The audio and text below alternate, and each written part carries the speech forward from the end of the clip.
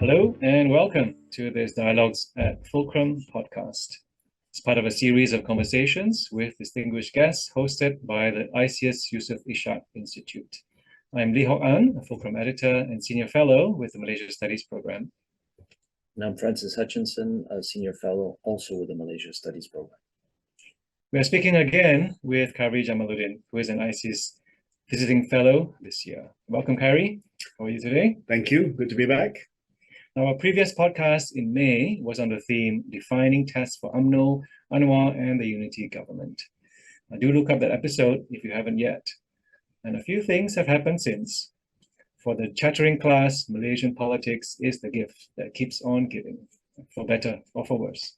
Khairy will know as co-host of the popular podcast Keluar Sekejap. Things move so fast that the main arena of the defining tests we discussed in May, the 6 Peninsular state elections held on 12 August, is already overshadowed. Malaysians love acronyms, and the latest is DNAA, discharge not amounting to acquittal of Zahid Hamidi's corruption case. We will get to that, but we don't want to be just caught up in the moment, because the voting outcomes in Kedah, Kelantan, Terengganu, Negeri Sembilan, Penang, and Selangor have provided a reality check and a political barometer that offer many insights into contemporary Malaysia. So our main launchpad for discussion today is another acronym, PRN2023, Pilihan Raya Negeri, Malay for state elections. Now, while we are touching on a broad range of issues, let me just remind us of the breadth of experience that Khairy brings to our discourse. He has served as UMNO Youth Chief for almost a decade and Member of Parliament for Rembau for 3 terms, as well as Minister of Youth and Sports, Science, Technology and Innovation, and Health. He is currently not with a political party, and I think he will be speaking primarily as an ISEAS Research Fellow. Now, let's begin at the ground level. At PRN 2023, Khairy, you campaigned for Bersatu's Harrison Hassan in the Jeram Selangor seat and for UMNO's Rizal Merakan in Bertam, Penang. You have publicly stated that you were showing support for personal friends. Of course, any observer will note that one is of Bersatu and the other of UMNO, which means you witnessed local campaigns on both sides, and both Harrison and Rizal also won. Now, can you share with us some things that stood out to you? Differences in the campaign style and messaging, party machinery and coalitions, and the people's reception of the candidates? Thank you, Hwok, and thank you, Francis, for having me back at the Fulcrum podcast. The first thing that stood out was that both candidates that I stumped for won, so I'm relieved. But seriously, I think there were some big differences in both areas, which I think speak to some of the bigger trends that emerged from Malaysia's state elections involving 6 states. So I decided to campaign for friends. Since I'm now a free agent after being expelled from UMNO in January, I was not restricted to campaigning for a particular coalition or a particular party. I was able to go and help personal acquaintances. In this case, the first place that I went to was Jeram, which is a suburban constituency in the industrial state of Selangor. And the candidate that I supported, his name is Harrison Hassan. He was formerly in UMNO. We came through the ranks together in UMNO Youth in the late 90s. He was my proposer when I stood for the parliamentary constituency of Sungai Buloh at the last general elections. So I had a debt of gratitude that I had to repay. So I went down one afternoon for a Meet the People session. It was just high tea, over tea, in a housing area, a suburban middle-class Malay housing area in Jeram, which is about 40 minutes from Kuala Lumpur city centre. I felt, and this I think was quite indicative of many areas where there were a large Malay middle-class suburban population, that Perikatan Nasional had an easy sell. This was a seat where, if you look at the results from the parliamentary elections, so Jeram is a state ward that is within the Kuala Selangor parliamentary constituency, that parliamentary constituency almost flipped. at the general election. So Zafrul, who's now the trade minister, went up against Dr. Zulkifli Ahmad, who was a former health minister in Kuala Selangor, almost flipped the seat. So many observers felt that Jeram and other seats around there, the Malay suburban middle class seats around there, would be ripe for the taking due to the Malay wave, the PN wave, or whatever wave you want to call it. And sure enough, from the interaction that I had on that particular afternoon, many of the residents who came out, they were without any party affiliation. So you can tell immediately because they weren't wearing Barisan Nasional shirts or Bersatu shirts or whatever. They were just ordinary people, residents of that housing area. And they freely confessed to me that they were previously UMNO members or UMNO supporters and that they are going to transfer their vote to PN. And that kind of validated what a lot of the research that was coming out of the Malaysian Studies Program at ISEAS, that there was going to be a high transferability of vote from BN, UMNO, to Perikatan Nasional and not to Pakatan Harapan. Now, the other place I went to, I think a day after that or a couple of days after that, was to Penang, where another good friend of mine, one of my closest friends in UMNO still, Rizal Marikan, former minister also, contested in the Bertam state ward or state seat. And that particular state ward is within the Kepala Batas federal constituency. Now, this is interesting because Rizal was 2 terms member of parliament for Kepala Batas, and Kepala Batas was Abdullah Badawi, former prime minister's seat for 9-10 terms, maybe since the late 70s. Yeah, since the late 70s. And it had never fallen to PAS, and Rizal lost in November of last year, the general election. So he had something to prove, and he came back and said, look, I'm not going to disappear for 5 years. I'm going to come straight back to the state election. He chose one of the state wards, the state ward in which I think he was strongest in, Bertam, and he made his stand there. And I felt that although Rizal won in the end, it was a tough fight because mainland Penang, so Bertam, Kepala Batas, that's on the mainland, that's not on Penang Island, is really where Perikatan Nasional, PAS, and Bersatu made a lot of inroads at the federal elections and during the state elections. And Rizal was only one of 2 UMNO candidates to prevail in the state elections. The rest all lost. So it was tough, and I had to come down personally, appeal to the Bertam voters and say, look, Rizal is the natural successor to Pakla, Abdullah Badawi, who had developed that area, was well known in that area, really trying to convince people not to look at Barisan Nasional, the flag, because a lot of baggage is associated with that, and I'm sure we'll touch on that later, but focus on Rizal. And he managed to get through. So I think those 2 seats encapsulate what really happened and transpired during the state election, which is that largely Malay areas, rural, suburban areas, were ready to flip for Perikatan Nasional, PN, and Barisan Nasional, or rather UMNO, had a really tough time in trying to win over the Malay votes. And from your experience on the ground, and as you've shared with us, you were in 2 different constituencies, different coalitions. Did the campaign experience, the reaction from people, inspire you or not to join or rejoin either of the coalitions? Well, I have to admit, I'm happy being a fellow at ISEAS right now, and I hope that I can continue my affiliation with ISEAS. So that really foreshadows the answer, which is I don't think I'm in a rush to enter party politics in Malaysia in the short term.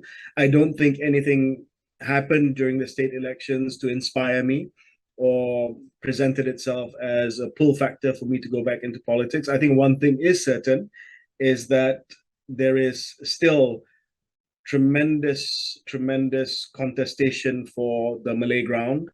And I think if you look at the state elections, PN ended up with a lion's share of the Malay voters and the support from the Malays. And if you project this onto a potential GE16 scenario, you probably will have a hung parliament again. And it's not that I don't want to rejoin politics because I don't want to be involved in a hung parliament situation. I'm just saying that a lot of things can happen from now until the general elections in 3 to 4 years. And I mean, coming back to sort of the results and the trajectory, when we look at the results, actually for the first time in a quite a while, what people anticipated to happen happened, right? So it wasn't like G15, and who could have predicted that it turned out that way? So when we come to the state elections, very much the consensus was it was going to be 3-3, which it was. However, once we go a little bit deeper, then we come to your statement just before, which is about the Malay ground, and we do see important inroads. Well, number one, of course, we see really kind of almost entirely taking the northern states by Perikatan Nasional, and then when we come to the Pakatan Harapan or unity government-led states, of course, there were inroads. In some recent writings of yours, you've been arguing that sort of going forward, Anwar has a number of choices, right? So he can deepen the cooperation with UMNO, he can stop the cooperation with UMNO, and or he can reach out to Bersatu. So could you talk us through these scenarios? Which do you think are perhaps, which is the most likely, and what are sort of perhaps some of the decision points that he will come to, he will have to cross in making this decision? So I think the biggest concern that Prime Minister Anwar Ibrahim will have from the state elections is precisely what many commentators, including ISEAS and writings and articles in the Fulcrum, have alluded to, which is Malay support. Dr. Ong Kian Meng, who's also a visiting senior fellow at ISEAS, on my podcast, said, based on his preliminary calculations, even in the state of Selangor, which is considered a Pakatan Harapan stronghold, where they've been able to form the government over 3 successive elections, the support for Perikatan Nasional, which is the coalition between Bersatu and the Islamic Party PAS, the Malay support for PN was 70%. That's a lot. That's extremely high. So that highlights the sort of pressure that Anwar must be facing, because let's face it, over the last 8 or 9 months since he's become prime minister, he spent a lot of political capital, as we discussed in our last podcast, on trying to shore up Malay support. And that hasn't yielded any dividends, or rather it's yielded very little dividends at the state elections. So he really has to think about how he's going to break this conundrum, really. Now, what he thought he would do was to obviously project UMNO as the Malay vehicle within the coalition of coalitions, this is Francis's term, of BNPH. UMNO as the vehicle to get the Malay support, UMNO as the political platform to reclaim the Malay support, and UMNO failed. As we all know, UMNO only won 17% of the seats that they contested at the state elections. And it's not really just the top line figure 3-3, Francis. It's also, if you drill down deeper, although Negeri Sembilan looks like a comfortable win for PHBN or PH UMNO, in fact, if you look at the seats, I think there were a handful of seats that they won under a majority of 1,000. So it's really no great success. And I think the PN wave has really come all the way down to Selangor and Negeri Sembilan. The only reason why we don't talk about Perak is because there was no election there. But if you look at the Perak state results, UMNO's gone. UMNO is a minority Menteris Besar there. So I think coming back to the question, what does he do, Prime Minister Anwar Ibrahim? He can double down on UMNO, and it appears as though he is doubling down on UMNO. And this comes to Hwok's point earlier about the DNAA, this decision by the public prosecutor to drop the case against Zahid Hamidi, the Deputy Prime Minister and President of UMNO for now, and hope that UMNO can recover over the next 3 to 4 years. Or he chooses a different tack, which is something perhaps more out of the box, maybe relook at other arrangements. As unpalatable and unlikely as it may sound right now, there are clearly shifting sands in Malaysian politics. So that's why I said it is possible that he might look at other partners in trying to reclaim the Malay ground. And also, we cannot rule out the fact that perhaps the most popular and influential UMNO leader until today is somebody who now still sits in jail, and that's Najib Razak, the former Prime Minister. So what happens with Najib Razak and a possible pardon? Some people are saying that since you've dropped the case against Zahid, then everything's on the table. I'd like us to travel north again, and I think it's really to unpack a little bit further, what you have already said. We will come to that question, or what you have just brought up again. But about expanding on what you said about Bertam. And I think, yes, it was expected, Kedah, Kelantan and Terengganu, the overall result, but the magnitude of it, right? The sweep, passes Perikatan sweep in Terengganu, and then UMNO's wipeout in Kedah, I think, exceeded most people's expectations. And NPN's gains in Selangor as well. Right? What do these say about the state of Malay politics, and especially the PAS-Bersatu alliance? So I think there's a confluence of a few things going on here. I think one is the Malay momentum is firmly on the side of Perikatan Nasional since the general election.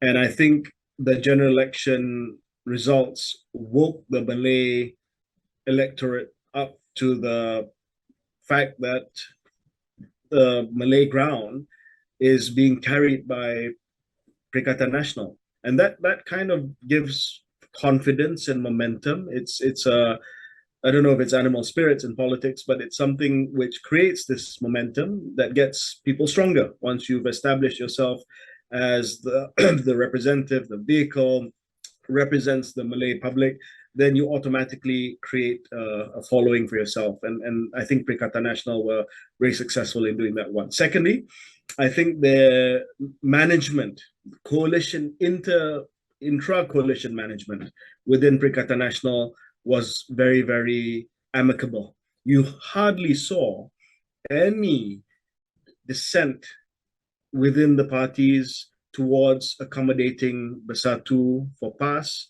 and PAS for Bersatu.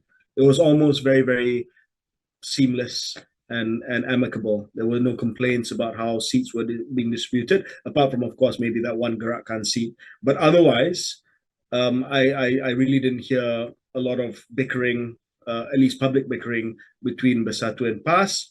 And there's this unwritten rule in the Perikatan Nasional Coalition that even though PAS is bigger electorally, but Bersatu takes the lead as far as the leader of the opposition is concerned, the chairman of the coalition is concerned. And that goes a long way in Malay politics, that there's no infighting. Third, I think the issue of UMNO not having a viable alternative, UMNO PH not having a viable alternative in Kedah, in Kelantan and Terengganu is also a key factor here. If you look at what happened in Kedah, UMNO and BNPH didn't even nominate a candidate for Menteris Besar. They couldn't do it in Terengganu either. And they were led largely by leaders of yesterday.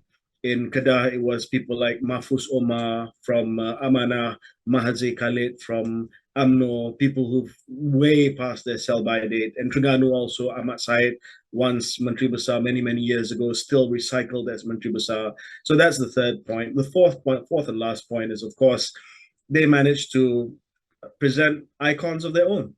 I mean, two in particular, and perhaps we might discuss this further.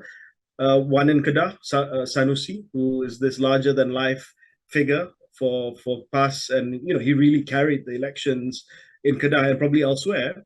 And on a lower key, but no less effective manner, Dr. Samsuri Mokhtar in Terengganu, who led PAS to a 32-0 drubbing of the PHBN coalition, or coalition of coalitions. So I think all these factors coalesce together to really give them the knockout punch. And on this point, I mean, it does seem that PAS is sort of on the cusp of a generational change. So we have exactly the figures that you've mentioned coming up.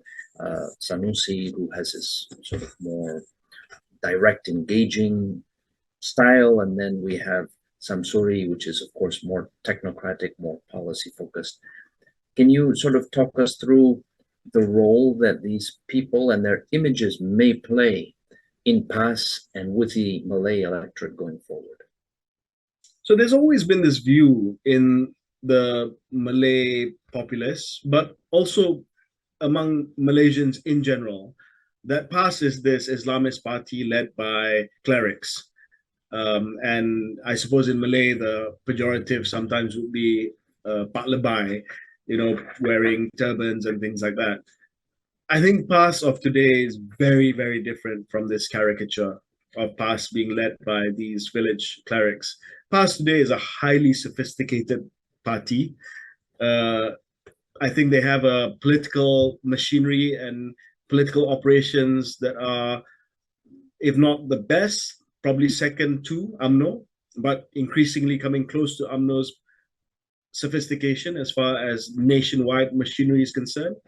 But I think the most important and significant change that you see in PAS right now is the emergence of the non-clerical leadership in PAS.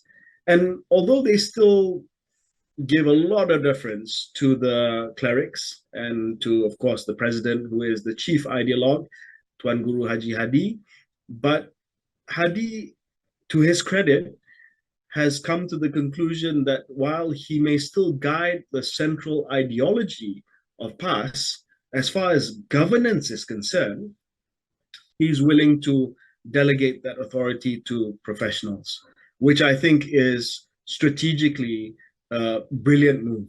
So in terms of the ideological core of PAS, that's still safeguarded by the clerics and by Hadi and those around him. But as far as presenting governance to the people is concerned, they're saying, look, we're not governing this from the mosque or from our theocratic council, but rather we are giving people like Samsuri, who's a mechanical engineer in aerospace, or Sanusi, who is a grassroots leader, or the Menteris Besar in Perlis, who was a former teacher. So out of the 4 Menteris Besars of PAS, which is Terengganu, Kelantan, Kedah, and Perlis, only one is a cleric in Kelantan. The other three MBs are not from the clerical class or from the ulama class.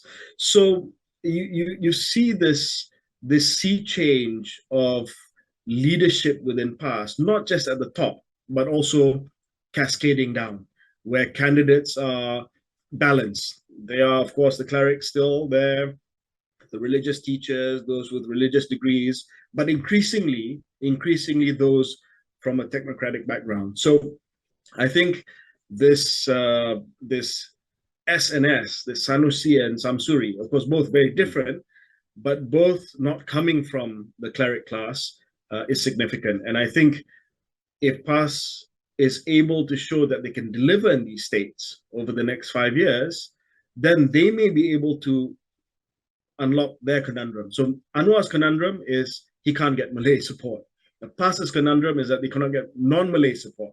So who breaks the conundrum first wins. Now let's look to the Penang, Selangor Negeri, so the PH-BN incumbent seats or states, right? And they held their ground. I think they were in a situation where they've held it for a few terms, and so they need to also make the case for continuity, but also refreshing changes, right, in terms of new lineups and so on. And we see that they did present, new slates and changeover of candidates and so on. In terms of the leadership, and not just top leadership, but I guess prominent persons on the PH-BN side, did any stand out to you? I say maybe starting with the Menteris Besar or other higher profile people in making a mark on the election. So I think in all 3 states, PH-BN benefited because they had incumbent Menteris Besar or chief ministers who were relatively, they weren't tainted, they were quite well liked, and at worst, they were probably neutral to people who may not have liked them. So Chow Kon Yeow in Penang led a largely competent first term as chief minister. He's not abrasive like his predecessor, Lim Guan Eng. He is relatively well liked and quite a sensible chap. I worked together with him during the pandemic. and he's a nice guy, comes across as a nice guy. Similarly, in Negeri Sembilan, Dato' Aminuddin also comes across as pretty harmless guy, doesn't have any scandals, hasn't really put a foot wrong in a major way. And in Selangor, Amiruddin came across also quite well. There were polls leading up to the state elections showing him polling quite highly as far as an incumbent Menteri Besar. So they were lucky in a sense that their projected candidate as Menteri Besar or Chief Minister, the incumbent, were well received. So I think in that sense, they had an advantage. But I think the alarming point is that even with that advantage, they ceded significant ground. You would think that having a strong incumbent going into a state election, people will give them the benefit of the doubt and give that particular Menteri Besar, all three Menteri Besars going for their second term, a ringing endorsement. But it was anything but. And when we look at the performance of Pakatan Harapan and Barisan Nasional, I mean, a lot of the benefits were expected to come from, number one, fielding candidates in certain seats, and number two, if you like, not necessarily a meshed campaign machinery, but at least various forms of campaign machinery that could function well together. Did you see this, and are there any lessons to be learned for the unity government for the next electoral contest? So from what I understand and from what have been told, the Pakatan Harapan members, leaders, supporters, they were in awe of Barisan Nasional's machinery, rather UMNO's machinery. In fact, they only had good things to say about UMNO's machinery. And that's because UMNO excels at retail politics. It has the best retail reach. It has a branch in every single village and every single kampong in Malaysia, 15,000 plus branches or whatever it is. And no other party has this apart from probably PAS. And even then, they don't quite have the machinery that UMNO has. And I was told that UMNO, especially the women's wing, and largely the machinery is really made up of the loyal Wanita UMNO, the UMNO women's wing, through 101% at PH candidates. And this was probably a plus point for the PHBN coalition of coalitions, but it wasn't enough, because at the end of the day, no matter how strong your retail politics is, if at the wholesale level, the national issues, ideas, Malay identity and things like that, the momentum is not with you, then it doesn't matter how good your retail politics is, you're not going to get anywhere. So I think the plus point is they recognize that there's strong machinery. On the minus, they think that UMNO as is, while it has a great machinery, it comes with tremendous baggage. And that's why UMNO is a liability for the PHBN coalition of coalitions now.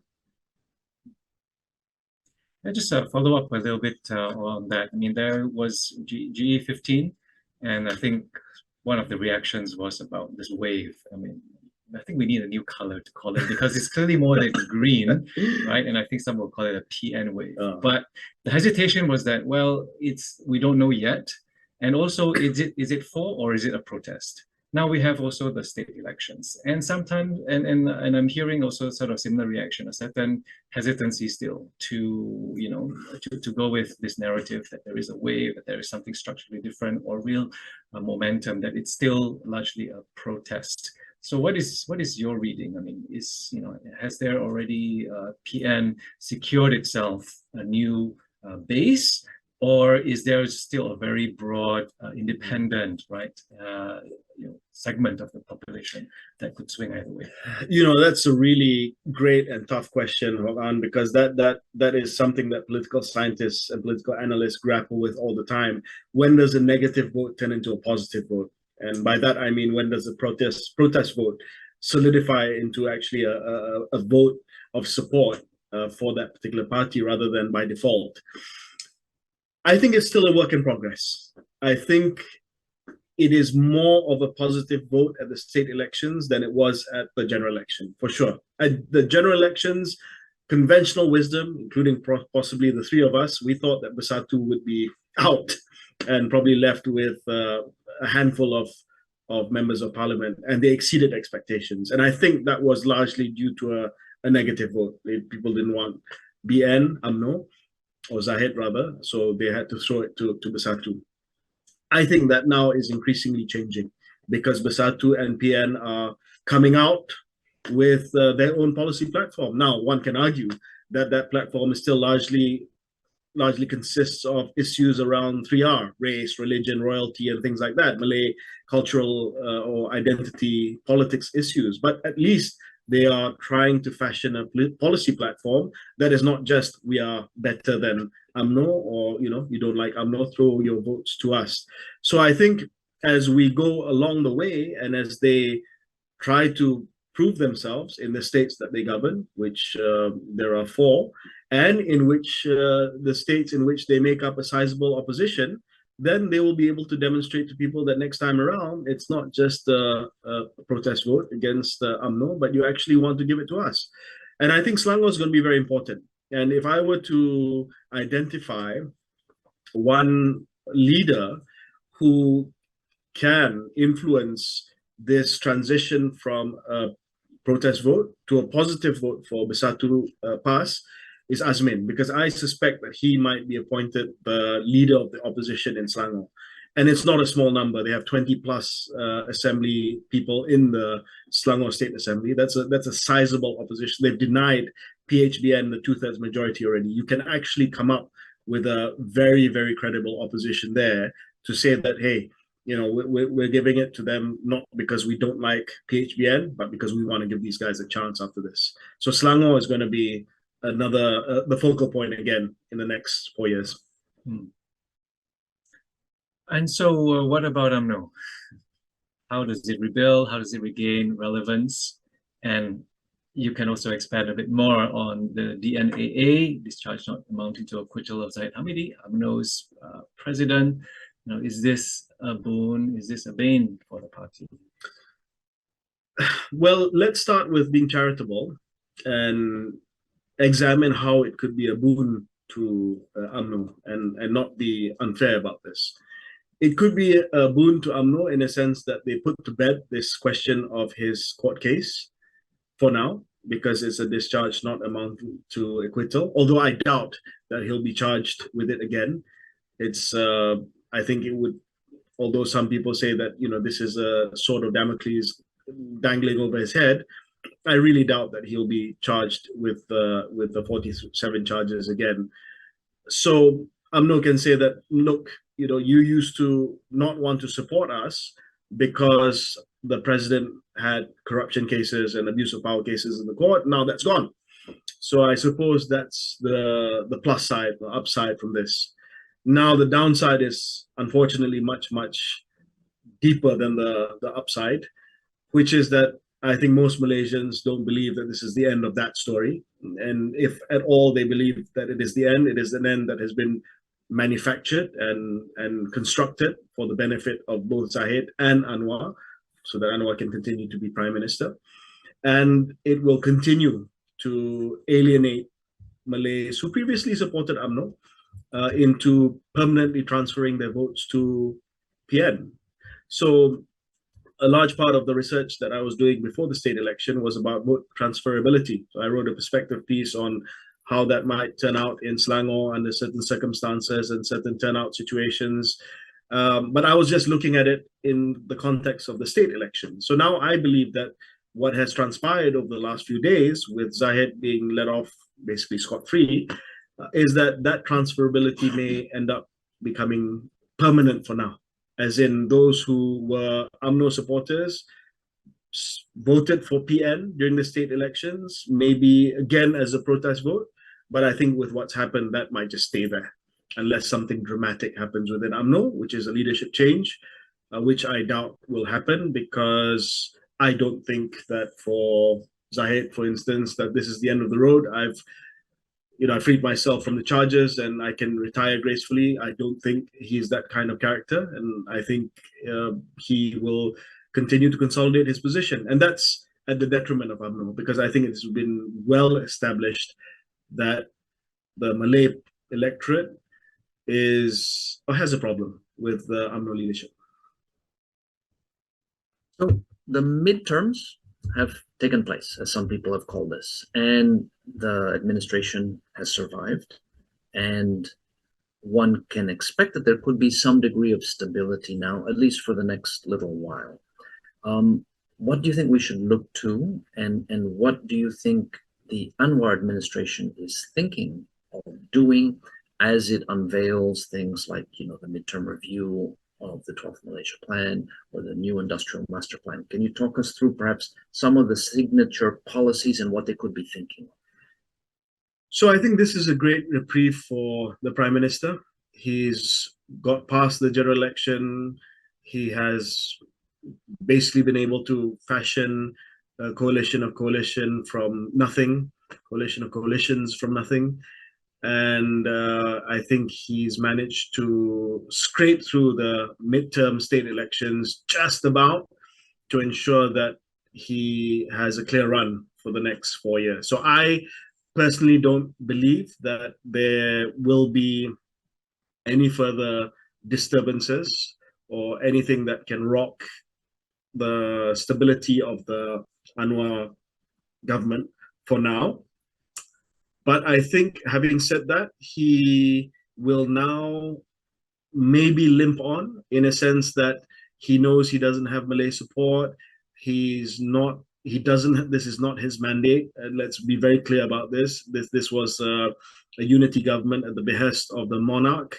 So the big question is whether he will be bold enough to make the reforms necessary in terms of economic reforms, social reforms, or will he play it safe for the remaining 4 years? That's a big question. Secondly, I think his strategy of strengthening the PH and BN coalition will depend on how he utilizes the time that he has. The biggest asset that he has right now is time.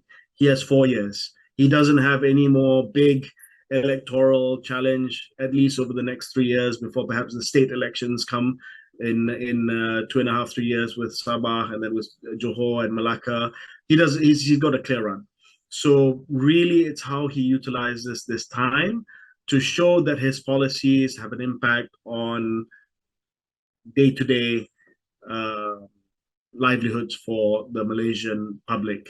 And that's where he needs to bring all these big plans, the industrial master plan, the energy transition roadmap, the Madani economic narrative, trying to attract new investments of greater economic complexity. He needs to bring that down to the level of the people's economy.